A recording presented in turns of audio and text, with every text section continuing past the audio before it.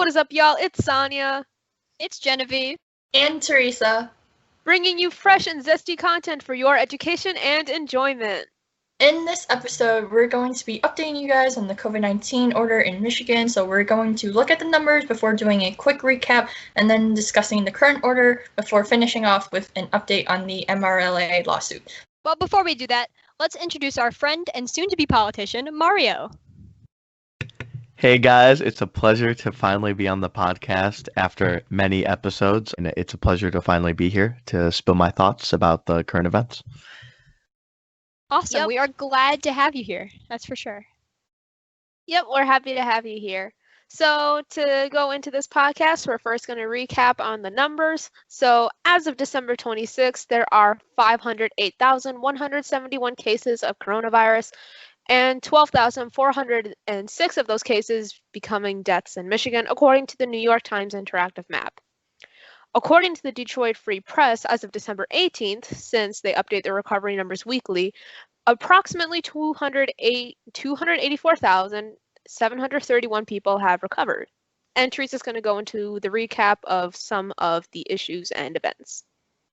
Right, but before we do that, I kind of want to go back and look at the trend. Obviously, in Michigan, again, this is from the New York Times interactive thing. Again, super cool.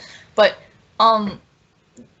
overall, I think we're in a really, well, not really good because people are still dying and there are more cases, but the overall trend is like decreasing, which is kind of neat, especially since, no major spikes other than the one on like December 3rd. That was a small spike, but that's probably because that's a week after Thanksgiving, which kind of makes logical sense because people were gathering, but it wasn't huge. So, I commend people for staying at home. Yeah, I'd like to add on that. I use the covidactsnow.org map. It shows a lot of statistics, including daily cases per 100,000, infection rate, positive test rate, ICU capacity, and amount of tracers hired. And I've been pretty much looking at Michigan every day, and our infection rate since I guess it's been almost 2 months, we've been decreasing from the average person infecting 1.26 people to the average person infecting 0.72 people. And that number being under 1 shows that the cases are steadily decreasing. And we're actually about to go from being a critical state at critical outbreak, which is light red color, to being one of the only states in the orange high category. And that's just particularly impressive to me because Michigan is 9th in population, but we are currently 4th in COVID cases per day in the United States. And I just think that we're doing a really good job. Yes, thank you for that. So we will include that in our description down below. So go check that out. So on to the recap. So this whole, episode is around the emergency order, and this sort of stems back from the order back in November. So go check out that episode if you haven't yet. That's episode 1. But since then, the Michigan Department of Health and Human Services issued an extension of the order that took effect on December 9th when the previous order was meant to expire. And this one lasted until December 20th. But the part that we're going to focus on is the latest extension of the extension, which took effect on December 21st and lasts until January 15th. And this extension differs from the previous one as the latest order allows for a little bit more leniency in terms of certain businesses reopening, while the December 9th extension was merely an extension that kept the same restrictions. And on a brief side note, these recent orders have all been issued by the Michigan Department of Health and Human Services with the powers allotted from the Michigan Common Law, which we might get into later, but not specifically Whitmer due to the Michigan Supreme Court ruling her executive orders to be unconstitutional back in October. And I think it's kind of notable to mention this because a lot of people are angry at Whitmer, and I don't blame them, but personally, I just think it's important to know who's doing what if you're going to direct your anger at anyone, if at anyone, But yeah, so there will the full order will be again down in the description, along with infographics of the November 18th order and the December 21st order, so you guys can compare the differences. And I'm going to recap some of the more notable differences. So some of those are that Students K through 12 can now attend school in person at the discretion of local districts. Other facilities that can now be open include casinos, movie theaters, and stadiums, while nightclubs, indoor and contact sports, and water parks are prohibited, and of course, indoor dining restaurants are still prohibited. Honestly, I don't know why anyone would want to go to a water park in the middle of December, but hey, you know what? You do you. But what do you guys think about this current order and the decision specifically about dine-in restaurants? I would just like to say that I have a lovely time at indoor water parks for my birthday. Thank you very much, Teresa. No, but yeah, you're right. I don't know why we'd want to go to a water park during COVID time, but honestly, water parks are fun. And yeah, indoor water parks are definitely my jam in December, January. But yeah, I think the decision to keep restaurants closed is definitely one that we could talk about, especially when places like movie theaters and casinos are open. I know for sure. I've heard that like places like that can't serve food as of now. And I've noticed that restaurants that are open can only serve outside to places that I've been to, which is not currently that comfortable, being that it was 30 degrees yesterday. Yeah, But- it's terrible. Yeah, I know, Mario. You do have worked in a restaurant yourself. Do you want to talk about your thoughts on this extension? Yeah, for sure. So, obviously, I know Gretchen Whitmer is hopefully trying to do the best that she can to help the public, but honestly, I don't really see the point of what she's doing. In particular, her choosing to keep restaurants at indoor dining closed, which is the majority of their revenue, and some restaurants cannot really do outdoor dining. So it really just leaves them to carryouts, which is a much lower volume of income that they would be making in comparison to being open. I know at my restaurant on Sundays before the pandemic, there were lines out the door, but now when there are carryouts being done, it's probably maximum $100 a day for these waitresses who used, and this is during Christmas, the max that they'd be making is $100 a day when they have families to feed and all that kind of stuff. When last year during December, when I first started working, they were making upwards of $300, $350, $400 a week. And it doesn't help that the unemployment benefits that they're getting are simply just not enough. I mean, they're getting $149 a week in addition to no stimulus check, which has been gridlocked by the president and the Congress. And their unemployment benefits ran out yesterday. So they have no help from the government until they get a bill done to extend those unemployment benefits into 2021. But my whole point about it is restaurants closing don't really do anything to help the spread. I mean, you're reopening gyms, pools, movie theaters, bowling alleys, casinos, arcades, these places where it's really just leisure. You don't need these places to be open, but you're choosing to keep closed restaurants which employ 100,000 to 300,000 people in Michigan, over that. And personally, from I've seen statistics from the MRLA, the Michigan Association for Restaurants, basically. They're predicting that the pandemic could force at least 6,000 Michigan restaurants to permanently close by March, and 2,000, they say, have already been closed. So if you put that into perspective of the average restaurant having about 50 people, 50 employees, that's 100,000 to 300,000 people who are just going to be unemployed by the end of this pandemic. And it's terrible. I mean, it's a large part of people's income. It's a large part of people's livelihood. These people don't have savings, statistically speaking. People are living paycheck to paycheck in the United States. It's 47% of people before the pandemic by the Atlantic and CNBC are predicted living paycheck to paycheck. But after the pandemic, or right at this current moment, they're predicting it at 63%. And some places have it as high as 78 from Forbes or 80% from the Washington Post. So, I mean, you're just destroying people's livelihoods to stop 4% of the spread of coronavirus, even though it's been shown to not be the largest source of, incoming infections. I just think it's quite hypocritical coming from the governor that says that she's doing so much for restaurants that she is not helping them when they need it the most. Yeah, I think the worst part about it for restaurants, at the very least, is that I know there's a lot of businesses that have been able to do workarounds or find loopholes to stay open in a case that for businesses that can't make revenue in other ways that would be safe. Because I know there's a lot of like sports programs right now. I've seen soccer ones, I've seen dance ones, just group activities that are able to stay open by declaring it an individualized practice kind of thing. And that's the thing is I know for especially restaurants, there's no way to do that for them to stay open and call it safe in the same space that you would be able to if you had other certain businesses.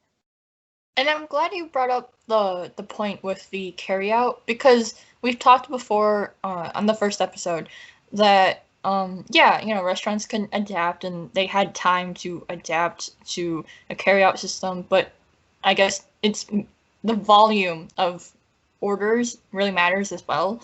So yeah, good. Thanks for mentioning that. Yeah, for sure. To add on from that, at least anecdotally from my own restaurant that I work at, you used to have like at minimum 4, 5, 6, 7 waitresses working per day. But with carryouts, you really only need one. That's how low the amount of carryouts are having in comparison to the indoor dining. That's how bad it's becoming, that you need 1/7 of your amount of staff and you're making 1/3 the amount of money. So it's really it's terrible for the business owners too that aren't making, they're not making any revenue, but they have to keep paying rent in most cases. I know that they have a moratorium on evictions for housing, but they don't really have anything in place to help the actual restaurant owners as well. Besides the checks that they're getting for restaurant relief that aren't really helping them that much. Many of them aren't getting them. Many of them say it's not enough. They just really need to figure out a way to fix what's happening. Right, and you mentioned the waitresses themselves. Is it? I'm not too sure because I don't go out and order my own food. But isn't it normally? I guess you're not required to tip for carryout. Am I correct? Well, yeah, you're not required to tip in any circumstance, I guess. Right, yeah. The tipping is definitely for sure 100% lower. As I said, they're making $100 in tips per day when usually they'd be making $300 in tips per day, and that's with 7 waitresses each making $300 in tips. So per day, the restaurant's reeling in $2,100 in tips, but now they're just struggling to get past 100. So people are obviously tipping less because it's hurting everyone. It's not just hurting restaurant workers. When you have less money to spend, you're going to be less likely to tip or to tip in higher amounts. So do we kind of want to talk about, like we just talked about how restaurants and those types of businesses are being affected, but what about like the small businesses too that are kind of outside of the restaurant industry? Yeah, so as somebody who owns a small business, my business does not have a residence that it is part of. I mainly run out of online when I can do it and craft shows. And so I know small businesses have not been hurt as hard as the food industry, I have to say, in terms of restaurants and stuff, because most small businesses can still stay open because they're not serving food if they have a residence. But for the businesses that don't have that, I know most of my income comes from craft shows, and I was able to pay for both band trips in the past my high school career that I've had with 2 shows, 1 weekend shows, and without having any of the craft shows, I know that's a lot of income that I'm not able to produce at all just because of the fact that I don't have a place to actually put my stuff in a store. Was I able to find some places that have craft stores like that? Yes, and I've been able to do that. But it's definitely hard when you have to adjust to that. But again, it's the same for everybody in terms of adjusting. But I think if you have a place, it's much easier to still be selling stuff and be doing it at an adequate level. But it's still hard for people to get out and go shopping, because I know a big reason for that is food. And when you don't have food or you can't eat out, it makes it a lot harder for people to go out, I feel. And so I know that's also hindered by that as well. So do you guys think from a government standpoint that they are doing enough, considering, I guess, small businesses and restaurants are really suffering right now? I think the federal government is doing a good amount, surprisingly. I don't think the federal government gets enough credit, especially with I feel like they don't credit them enough because of the other things that they have done that make people mad, specifically more liberals, because the government is obviously conservative, the federal government. But I think that they are doing a surprisingly good amount. I mean, they just ordered 100 million more vaccines from Pfizer, AstraZeneca. They're vaccinating people as fast as they can to try to stop it. They are. I feel like they should have maybe done a federal mask mandate when the whole thing came out. That could have decreased the amount of cases that we had substantially. I think that was definitely a bad decision that they had. But I feel like that they've been doing a good job with supporting business, supporting people, except for the Congress, who has been working on a stimulus bill for the past 6 months and have failed to get it passed, in part because the president refuses to sign it. And there's no hiding that I identify conservatively, but I just feel like the president is being childish in the way that he is holding this stimulus from the American people, saying that he wants to give them $2,000, even though he's had the chance to say that during the negotiations for the past 6 months, and he decides to bring it up after no objections from the Senate Republicans, the Senate Democrats, or the House Democrats or Republicans until now.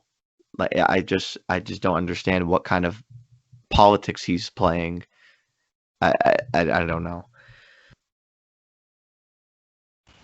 What about in regards to local and state governments? Because you mentioned before that unemployment was going to run out pretty soon. So what do you think, I guess, local state government should do? Honestly, the local governments can't do much. Municipal/city governments can't really do much except just be there. But the state government should start working on providing more unemployment checks. I mean, I am very privileged to live in a state that is very sympathetic to their people. The state of Michigan is the Michigan legislator and Gretchen Whitmer. While they have their disagreements, I think that at least they're getting stuff done, even though they do fight a lot about what's happening, just as any opposing parties would between the executive and the legislative. But I think that the next big step for them is just to get those unemployment checks rolling out. I mean, that's the one thing that is going to help the people the most. There's no ifs, ands, or buts about it. That's people need money in their pockets to pay their bills. Right. I was doing a little bit of research and I found out about the Michigan Small Business Restart Program, which allocates $100 million of federal CARES Act funding to provide support for small businesses, nonprofits that are reopening. And I mean, 14,000 small businesses across the state have been awarded. And how they do this is the funds are directed towards 15 nonprofit or economical development organizations. And from there, businesses can apply and see if they qualify. And then from the 15, they kind of like distribute the funds. Over 4,000 minority-owned businesses, 6,000 women-owned businesses, and 700 veteran-owned businesses were reported to, receive the funds. But the interesting, I guess, like side note is that one of the stipulations was at least 30% of the funds awarded under the program were required to be women-owned, minority-owned, or veteran-owned eligible businesses. So yeah, I don't know. I think at a time where everyone is suffering, and I guess the idea was historically women-owned, minority-owned, and veteran-owned businesses were kind of like shafted, but I don't know how I feel about requiring a stipulation of this sort. See, yeah, I agree. I don't know if that's the case anymore. Maybe if this was 1918 during the first flu pandemic, they could have done that, but it's not like that anymore. In America, no matter how much you want to deny it, it's my personal belief that most people have been leveled out. And it doesn't matter on race, it doesn't matter on gender, it doesn't matter if you're a veteran. The one thing that's separating the largest segregation in the United States, in the state of Michigan, in the world is rich versus poor. That it's not about race anymore. That was 1900 to 1950. It's about if you're rich or poor. So I don't see the point of bringing a requirement of woman veteran minority owned businesses. I think it should be a case of if you're poor, poor as in if your business is suffering and you need funds, apply for it. I don't get why there's a stipulation that, oh, if you're a poor woman owned business, you could get it for sure. But if you're a poor man owned business, oh, get the money yourself. Like, that just doesn't make sense to me in the slightest anymore. We're in 2020. That's not how things work anymore. Yeah, I think that I would hate for it to be the case that somebody's business were to fail because it was owned by a white guy versus whether, you know what I mean? Like, he doesn't deserve to have his business ripped away from him just like For anybody sure. else's does. So I have to agree with the fact. I mean, the only thing I could see, I feel like, and this is from a very uneducated person on this topic, but I feel like Native Americans are kind of left out of this conversation. So maybe something for specifically that kind of business, but still, nonetheless. I wonder if Native Americans are included in the minority group. Yeah, Because that'd be interesting to know. Yeah, I think they should be, obviously. I think it was in the November 18th order, but I remember reading somewhere that casinos that are not owned by Native Americans would be shut down for, I guess, one of the early orders, which I guess it doesn't exempt them, but again, this is coming from a person who doesn't know how the Native American people operate under our like federal system, but I do know they have some sort of like own independent sort of, not government, but self-ruling type of thing, if that makes sense. So I don't know if they were exempt from most or some of the orders, but yeah. Well, the thing is with Native American owned casinos is those casinos in the I believe it was the Indian Gambling Act, something like that, in the 1980s. Casinos were allowed to be opened without regulation, without taxation, or very low regulation and taxation on Native American reservations, because that's just, it's their land. They could do whatever they want on it, I guess is the main point of that. It's autonomous to the United States, but still within the United States' administration. So they were opening casinos on their lands and making money off of it, obviously, because they're making far more money from those casinos than casinos in metropolitan areas, like any kind of Detroit casino, MGM, anything like that. So, I mean, I see why they would maybe allow Native American casinos to stay open, because they don't really have that much jurisdiction over them to regulate them. But I don't know if that's the right decision per se. I know that Native Americans are disproportionately affected by the coronavirus, same with all other minorities, but I don't know if that was the right call. And I like that you mentioned that the biggest divide was like, rich versus poor. I think instead of, I guess, maybe ensuring women-owned, minority-owned, veteran-owned, eligible businesses would have, I wouldn't say priority, but I mean, it was a stipulation, so I don't, instead of something like that, I think it should have been, ensuring that the businesses themselves qualify, that they are in fact in need of funds, before something reminiscent of like Shake Shack and the PPP loans, before something like that happened again, because Shake Shack essentially like received funds. Well, I mean, they gave them back, but they like received funds before actual small businesses really needed, who needed the funds, got them, and yeah. I mean, good on Shake Shack for giving it back, but yeah, no, I think that that's definitely a priority, is giving it to the people that need it first. I feel should be number one. If we don't want these businesses to survive this pandemic. Do we want to move into the update on the lawsuit now? Sure. So the Michigan Restaurants and Lodging Association filed a lawsuit back when the November 18th executive order was in place by the Michigan Department of Health and Human Services.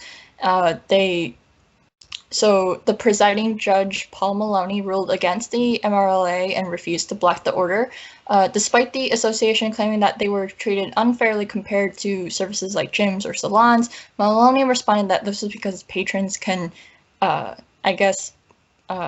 those establishments without removing their masks compared to dining restaurants where you have to remove your mask in order to eat.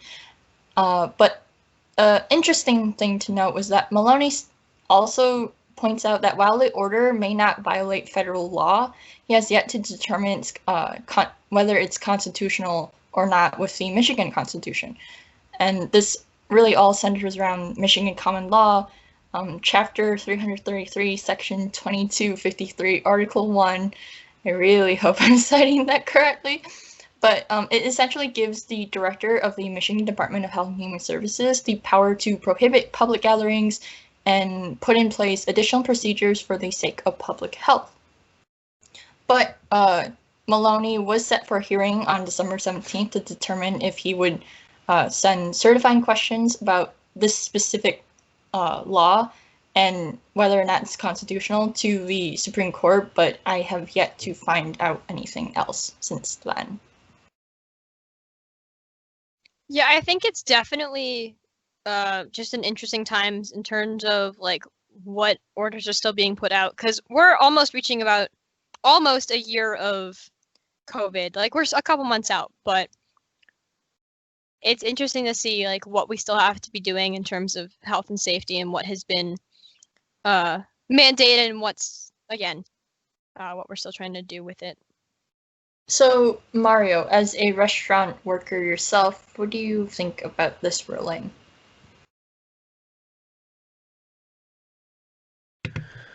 I haven't actually looked too much into the ruling from the MRLA. I think that's what they're called. I saw a bit about it on the news about how they were really angry and that they were trying to defy the order. They were trying to get a bunch of people, actual restaurant owners, to join in on the lawsuit. But I mean, I don't know if it was the right decision once again for the court to strike it down. I think Judge Maloney was his name, maybe. But I think they're going to try again. I don't think that this is the last that we're going to hear from them. I think that they're going to keep fighting until they get the result that they want, either from the court or from the governor herself. All right, and I'm not surprised. I mean, I definitely can see why people are angry at the ruling, especially since, some people believe that he sort of like ignored the whole part where if the Michigan Department of Health and Human Services were acting within the limits of the Michigan Constitution, which, I mean, that in and of itself is like kind of shady. But he appears to be making attempts to clarify the concerns about this specific common law by going to the Supreme Court, which, I mean, it shows that he's, taking action. And honestly, half of me sort of thinks this is sort of like a brush off and kicking the can down the road for someone else to deal with. But half of me also thinks it's smart because that's, I guess, part of the Supreme Court's job. It's to determine if things are constitutional or not. And given that this decision would have literally affected everyone, I would feel better if the Supreme Court would handle it. Whether they would or would not, I don't know. But given that this one law essentially gives one person from the head of this department all of this power to decide and enact regulation, I mean, it's a giant waiting game. That's what people are concerned about, because the more we wait, the more people suffer and the more businesses suffer, not to mention the economy. So again, one person having all that power to make these executive orders is a bit dangerous. And I don't think the guy is just, standing on this high tower and just making all these orders on his own without much consideration. But I think more people outside of merely the health and medical fields should give their input. Like, again, I guess the whole going back to the whole statistic where restaurants actually contribute very considerably little to the COVID spread. So I guess, yeah, more people should help and shape what a potential solution should look like.